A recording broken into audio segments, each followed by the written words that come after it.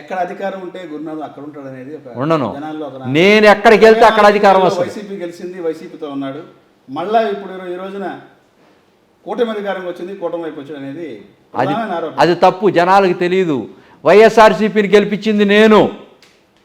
ఉద్యమాల పురిటిగడ్డ ఈ భారతదేశంలో ఉద్యమ నేతలందరం కలిసి 2018 నుంచి ఉద్యమాలు చేస్తూ ఉన్నాం సోషల్ డెమోక్రటిక్ ఫ్రంట్లో. దానికి నేను జాతీయ స్థాయిలో సమన్వయకర్తను నేనే దానికి వీళ్ళందరినీ కలిపి నేను ఎన్నో ఉద్యమాలు చేశాను. ఆ ఉద్యమాలు చేస్తూ ఉంటే నా అవసరత ఉండి జగన్మోహన్ రెడ్డి గారు పిలిపించుకున్నారే తప్పించి నేను ఎప్పుడు జగన్మోహన్ రెడ్డి గారి దగ్గరికి నేను వెళ్ళలేదు. స్పష్టంగా చెప్తా ఉన్నాను. మీ అందరికీ తెలియదేమో, నా కెపాసిటీని జనం ఊహించుకోలేక గురునాథం ఈ జాతుల్లో పుట్టాడు కాబట్టి అంత కెపాసిటీ ఉంటుందా, ఇతనే చెప్పుకుంటున్నాడు, ఊదర కొడుతున్నాడు, డంబాచారాలు కొడుతున్నాడు, ఆగమాగం చేస్తున్నాడు అనుకుంటున్నారు.